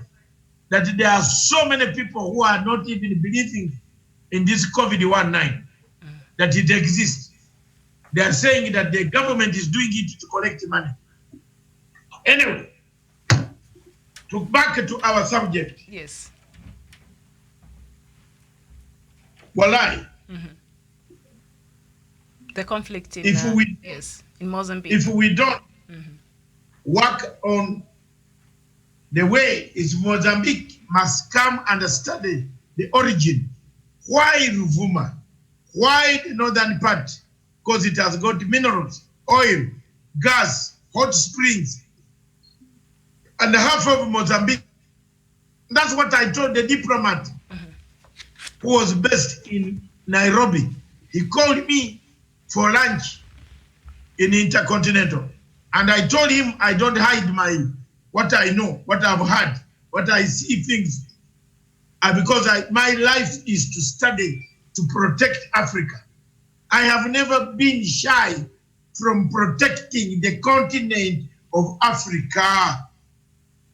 If you touch African country, that's why have you heard that the thing of taking the President Museveni to Hague died? It died because they knew I was defending him. Even if I hate him for some smaller things, like not giving me my money, that is not bad. But when he goes to ICC, I will defend Museveni because I hate ICC. So the signatures collapsed. When they heard Matanga was not on their side, ilianguka. I hate anyone taking any leader that route. I like restorative justice. Mozambique is a disaster. We're in waiting. These men are setting bases. They are. Mozambican government should check Qatar, Turkey, Norway, because there are also oil reserves across the ocean. And they have seen it. You know, the people invading us now have those old maps. You know the best geographers in the world those days. Who are they? I'll tell you. And of The course, French. yeah, the French. Yes. Okay. The French, while the British were conquering and putting the flag, the French were drawing maps.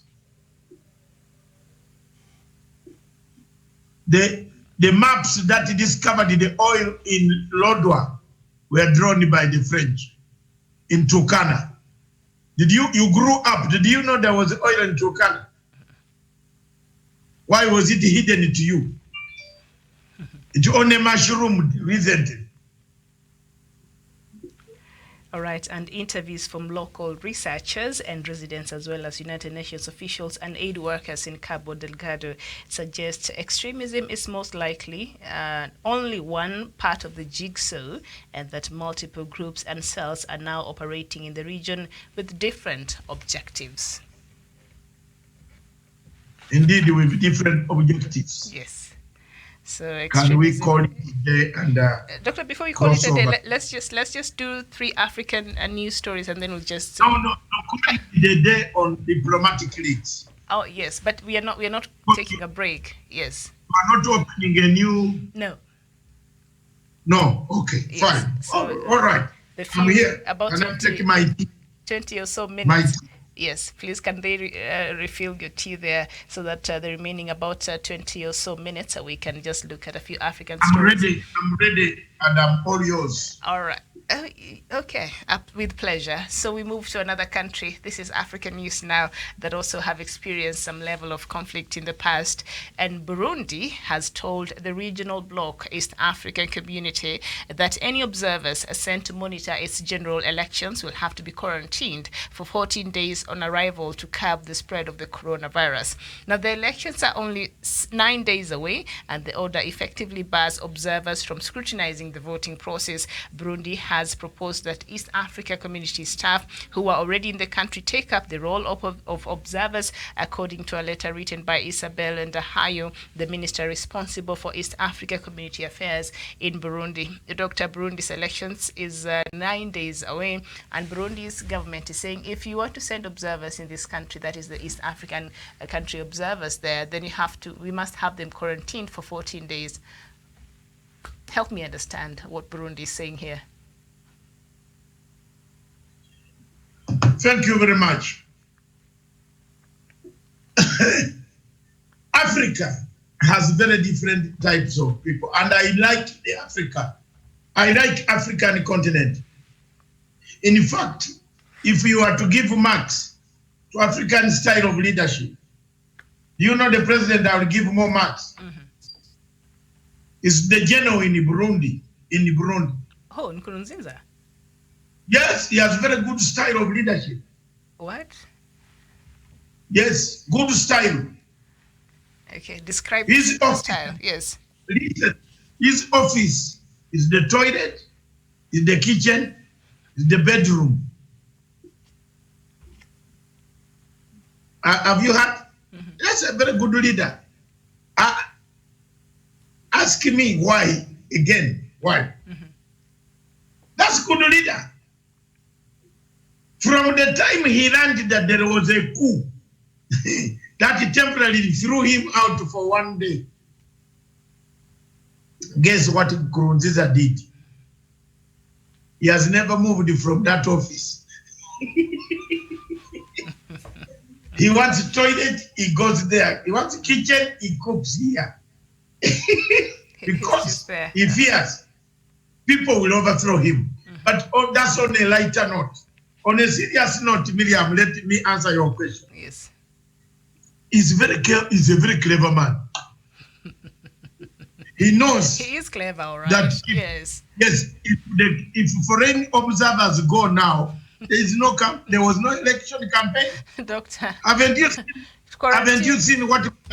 Did you listen to Museveni last night?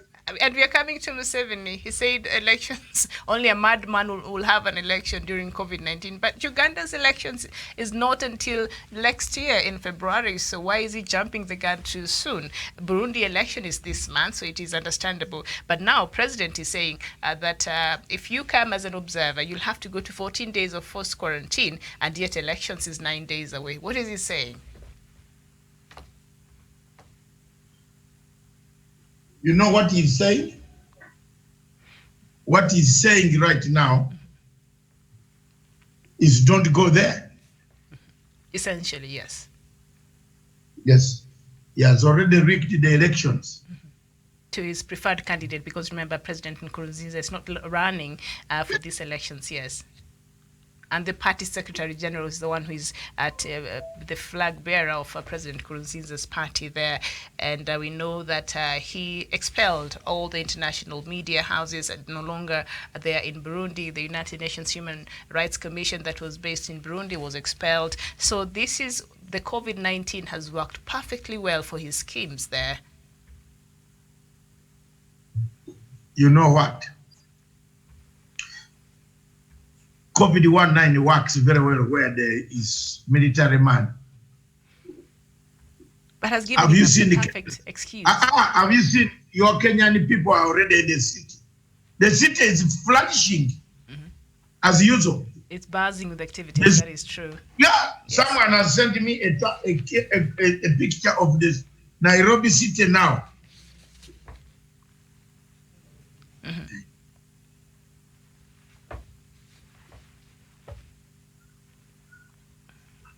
All right. Okay. All right. That is sending me a picture right now. All right. So. Just now.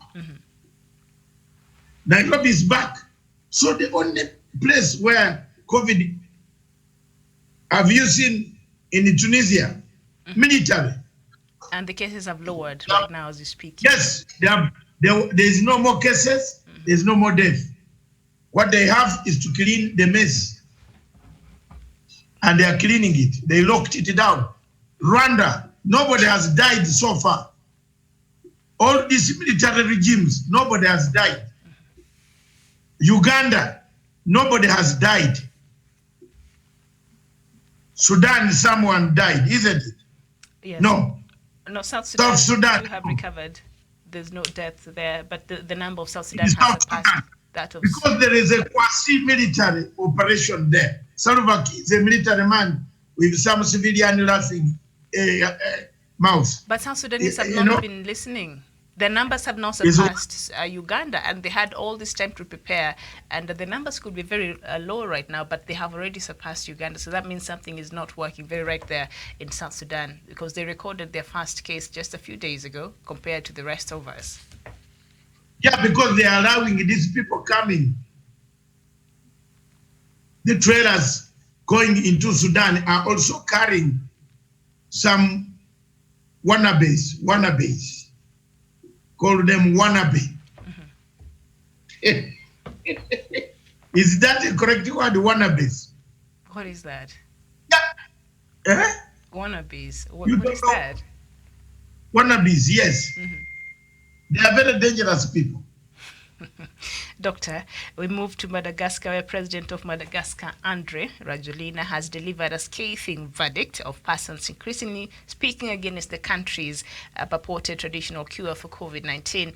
In an exclusive interview with French broadcasters France 24 and RFI, Rajoelina said his country will continue to administer and develop the cure, which according to him accounts for majority of its virus recoveries. Asked about warnings issued by World Health Organizations, ECOWAS and Africa CDC, he dismissed them, stressing that the warnings are meant to distract and discourage progress of the drug, which Madagascar was not going to allow. Now, this is the quote, and I'll quote President Rajoelina there. He said, If it weren't Madagascar, but a European country that had discovered the remedy, COVID organics, would there be so many doubts? I don't think so. And Doctor, you said?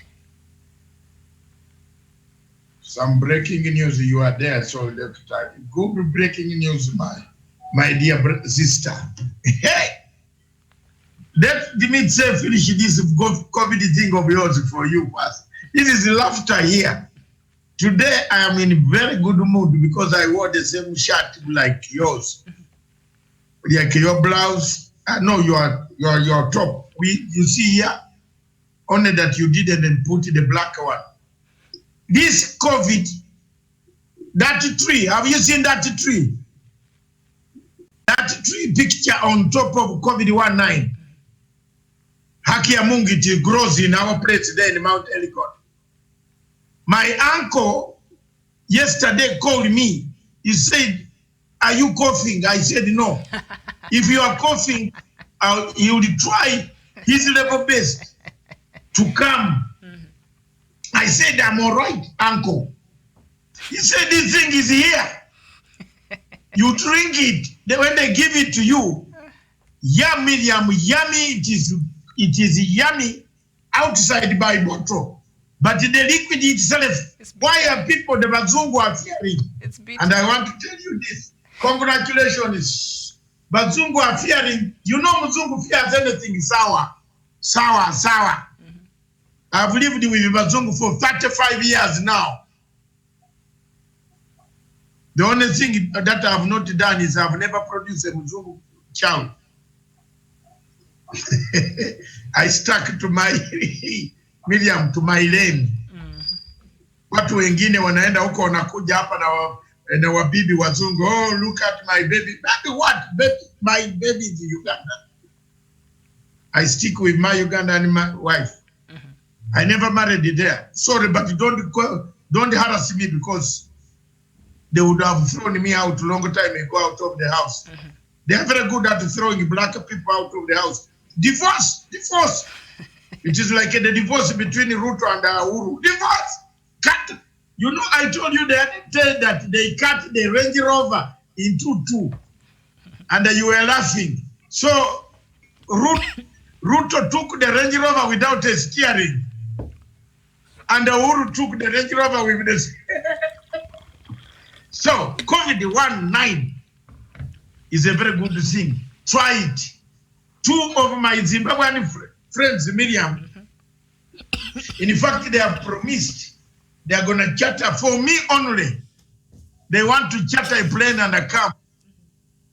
I don't know when they will be welcome, but I said they will put you in quarantine. They say as soon as Kenya announces the airlift of the airspace, I should have this COVID.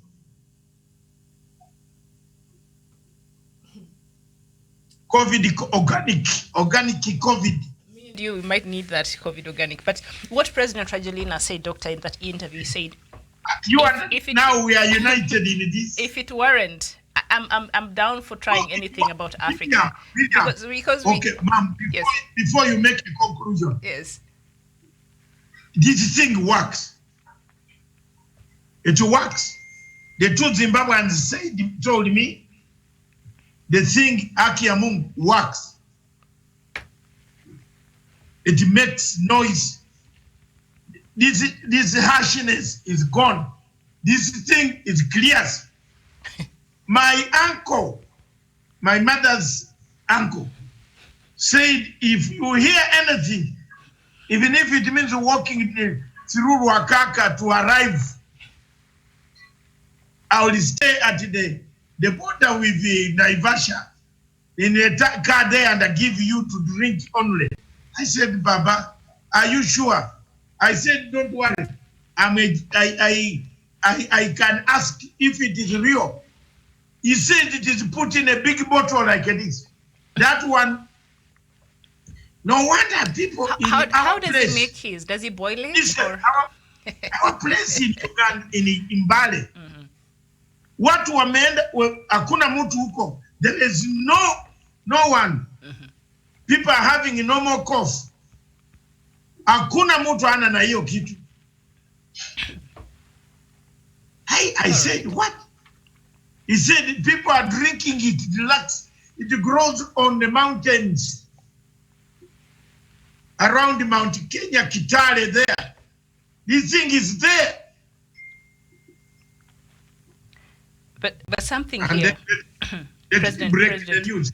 Are you finished? There's some breaking news this side. Yes, please. This side more. That what Matanga says always, don't say I am a mad man. I've never been mad.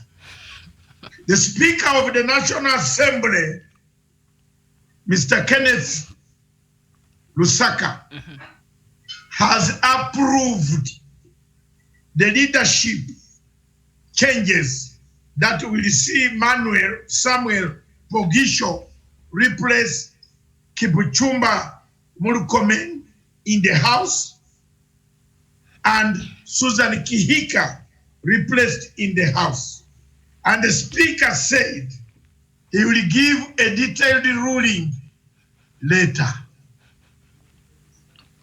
Fait accompli. That is you know, amazing. I want you to speak some French. The last nail on the coffin for Kipchumba there. Finished. No, it is called fait accompli. I cannot wake up at 5, at 4 writing, and you will come and defeat me. Fait accompli. Kwisha. What wamesoma reasoning? Have you seen that Matanga leaks? Read it tonight as you go for your lunch. Carry it. I reasoned so well. How can you be in a house that you insult the wife? She brings food on the table. Say, look at her legs. You tell she does this, then look at her arms. Look at you. Why did I pay my dowry? I paid my 2,000 shillings. I paid 200,000 to your father. I didn't know you are looking so bad. I didn't know that your face is so big. Huh? You can't be in such a house. Pack and the sheep. The Speaker has finished. It is hallelujah, hallelujah, hallelujah. I told you, you don't, Miriam, lessons of political science. There is a deep state. Then there is a darker state. Conclude your show and ask me offline. A darker state is dark like your hair.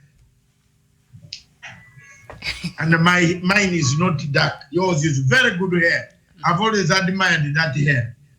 And that is where I've stopped. Because you don't put on this Mrs. Mrs. Thank you. Mrs. Who? But what is her name? The deep dark state. The first lady of Cameroon. Her name is Shahu, somebody, I've forgotten, but Mrs. Spear. Yeah, first lady of Cameroon puts on air of $1 million when people are suffering without shoes, without food, without medicine. Chantel. Is it Chantel or something? Go ahead. Chantel, yes, Chantel. Yeah. Down. Chup, chup, chup, chup, chup. Down. Woo! Anguka. Yours is the best. All right, thank you. No, that is. You know, there's a time when humanity has to express itself. If it is a crossfire, mimi walinishomesha mimi hata kama bunduki nakuja wache pige. There is a saying in our Ugandan culture that you beat a thief who has eaten. Don't be beaten for nothing. You know, when you are being caned, when you have really stolen the money, you pray for the cane to end quickly and then you go. And I call your wife that, you know, I have been caned so hard, but you know, oh, go down to the mattress. I had kept that thing there. So, there you are. I leave that philosophy to you. All right. And so that our people and our readers abroad, Otto Manasseh, Abdulaziz. We want military regime in Somalia. Hey, today, Abdulaziz, you have become so funny. Does you want to doubt? Does it mean military or militant? Does it mean military or militant regime in Somalia? I think he needs a militant one. I'm joking, all right? I'm just kidding. But Otto there is saying that they should be careful. There are foreigners down there who are already busy stealing the tree to be planted abroad. And you know, Joseph has been one of the people who have been advocating for the COVID organic there for Madagascar. And President Rajolina there said the reason why they are doubting, World Health Organization is doubting and ECOWAS is not supporting, is because this is something from Africa. If it was coming from one of the countries from the Western world, then it would have received all the support necessary. And so, we move to Uganda, where Uganda's President Yoweri Museveni has said it will be still Uganda. I was dodging this. It will be madness to hold general elections while still dealing with the corona pandemic. Museveni is saying only a madman will be thinking about elections. So Burundians is a country of mad people, I guess. Because he's not prepared to have an election next year because of COVID-19. He's not prepared, or is prepared? He's saying he told the Ugandan broadcaster NBS that if the pandemic is not brought under control by July, then plans to hold elections early 2021 should have to be reviewed. And that's what he said, that in case this COVID-19 persists past July, then we're not having elections in Uganda. It is only bad Ugandans with bad heads who have not gone to school. He said only a madman. Who can disagree with President Museveni on that one? On that only. The rest we can haggle it out. But on that, he's right. How are you going? No. How are you going to campaign? How are you going to campaign? You need 6 months to campaign, to register, to make your manifesto known. Okay. Need the time. Okay. I don't know. Yeah. Elections will be happening in February 2021. It's a bit far. February and now. You don't know when this thing is. You see, South Korea wanted to beat the whole world by opening. It has gone back to lockdown. Corona has sent them back home. Yes. Yes. So, on this one, Museveni, kudos. Give him kudos. Okay, Museveni, kudos. We might not agree on some things, including the money he took from me, and they never paid. But on the one of the peace process I did, pay my money, Museveni. Hiyo mambo tutamaliza. Pay my money. In the day you will send somebody to officially bring this money, I will display the check to the whole international community that have been paid. And from now onwards, yes. And the rare. Yes. The only problem I have with Museveni is my money. And if I don't say it now, and then I say when I'm dead, surely. Conflicts. We are talking about the conflicts today, innit? That is the only problem. He ordered Amelia Chambade to pay my money. Amelia Chambade ate the money. Mr. Rugunda is my witness. Dr. Rugunda knows I never received my money. I need my money. Because those were allowance with a letter of reference. I have held, they are with me, copies, very nice, with his signature. I need my money. That's all. Sina kitu yote na ye. He can lead the country to Lake Victoria or Lake Chog, but my money, give the money, then you can be credible. All right. I'm not fighting. If I don't use this time, also, ma'am, when I'm still having no problem of COVID and so on, will I talk? Oh, no, your uncle has the solution. As we're not worried, he'll bring us something from Mount Elgon over there. My uncle Rogerina? No. Now your uncle. You said your uncle, yeah. So I'm no longer worried. But I'll continue washing my hands and sanitizing and wearing a mask. Do it. Yes. Do it. Wash, sanitize. But when you hear extra, wow, that thing is there. Uncle said that in my whole East district and in the whole of Uganda, I am now telling you the truth. Uganda, the people who are having this thing are the people who came from Dubai. Dubai became the delivery center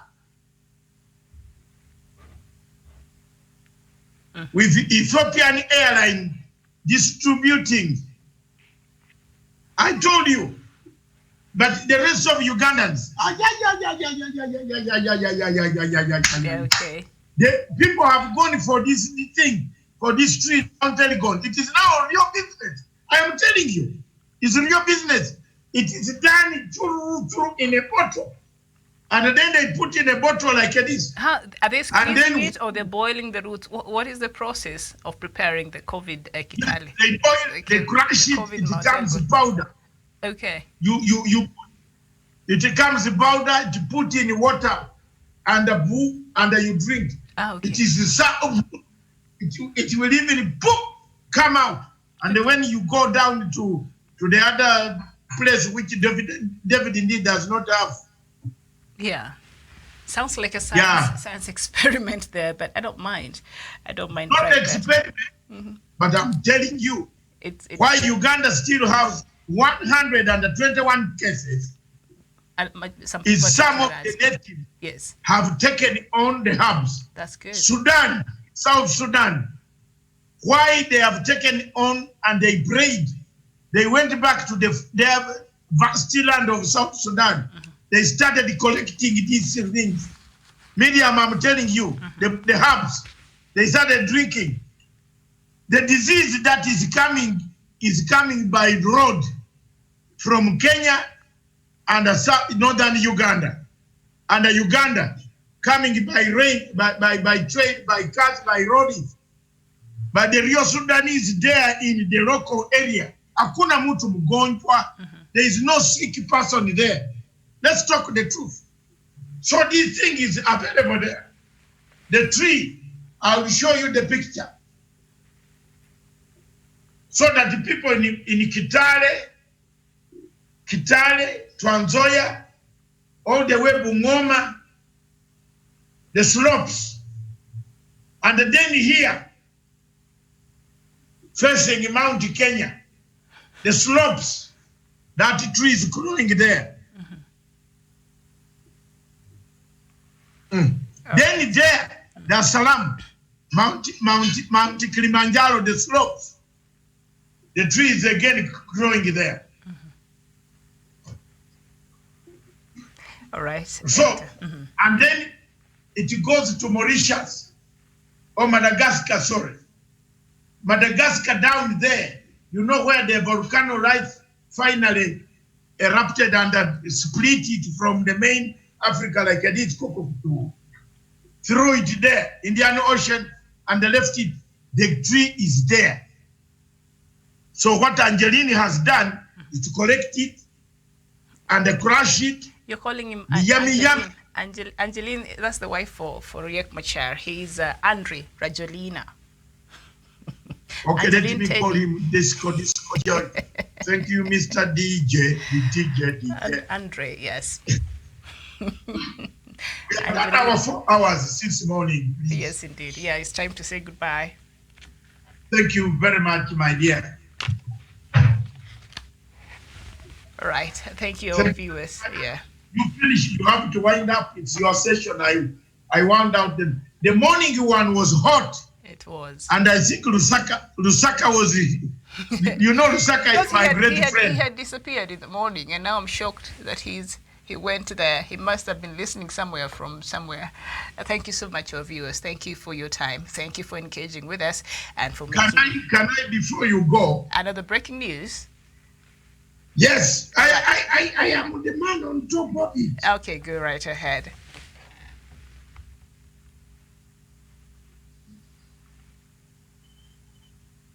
Mr. Speaker says, I received a communication from the Jubilee Coalition Office of the Deputy Majority Whip Irungu Kangata on 11th May 2020. The letter, the minutes, the duly signed, the African, the present, those people who were present. I am satisfied that the changes were made in accordance with the Senate Standing Orders 19-123, 45 and 7, and meets the threshold required under the Standing Order 19-5, there having been a majority of votes. Accordingly, I wish to communicate to the House that the majority has effected changes which take effect as follows. Senator Majority Leader Senator Samuel Pogisho. Senator Majority Whip Senator Irungu Kangata. Senator Deputy Majority Whip Senator Ahaji Faria Alia. And in accordance, for avoidance of doubt, Senator Aden Duru Fatuma continues to be the Senate Deputy Majority Leader, as no changes were made affecting her, affecting the officer. Yeah. Wow. I will make a reasoned ruling in the due course. He's a judge. Sindio anatumaliza. Now, Ruto cannot go down without a fight. Have you gone away?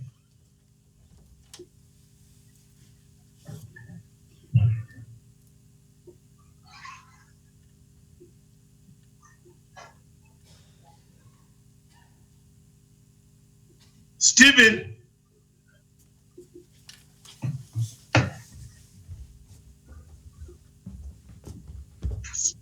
Oh, sorry. Thank you. Mr. Speaker, this is not your decision.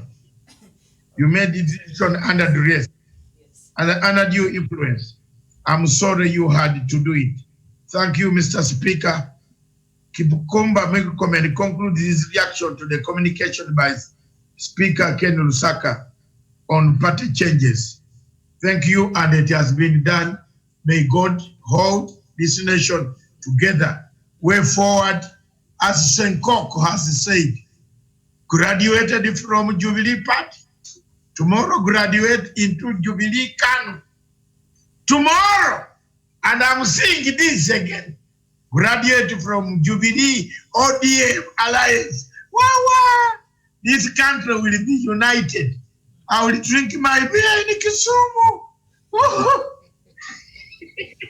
Yes. Mama, you don't know I want to drink beer in Kisumu. We'll go have some fish in Kisumu, very good fish. In fact, you better carry me. No, I'll just... Yes, I've been longing for that invitation. We shall go. We just never come. Yes. But don't take me to the other place. What is it called? No, we shall not go to the other place. Just Kisumu, have some fish and take a flight back. The Environ, not the down. There are two places in Kisumu. Mm-hmm. The one where the hotel, they can see me and they say, Dr. Matanga. The other one, if they say, this is the guy who was harassing Baba. No, now you're in good books. Now you're in the good books of people of Kisumu. Yes, they'll be happy. Me and the happy. Now. Yes, Baba. Yes. Go it, man. Go it. I can see Kalonzo is gone. Wetangula. Did you have heard Wetangula's, Wetangula is on the march in it. People don't want this unity. And the people don't want the thieves. Why is it? Kama uliiba toka ulikula masan. This is a great day. It deserves a wine. It is. And it deserves coffee for Miriam. yes. Thank you very much. Dismiss me and I go. All right, Doctor, thank you so much. I'm not going because we need to prepare for the evening show. And my engineers have arrived to rectify the software. They are here. That's very good. Thank you so much, Doctor, and thank you to our viewers for your company and for engaging with us. We've had a good 2 hours of diplomatic leaks. We were looking at the conflicts in Africa, and then we jumped right into the news-making headlines across the continent. My name is Miriam Oguta. Good afternoon. Thank you.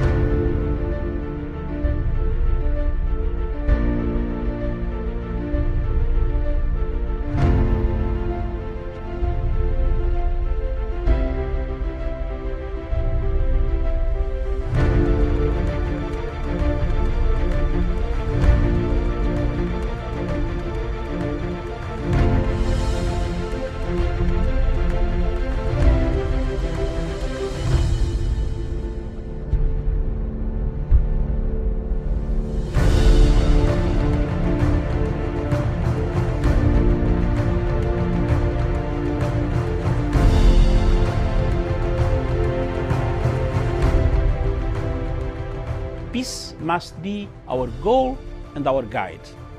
And all that we strive for as a human family, dignity and hope, progress and prosperity, depends on peace. But peace depends on us.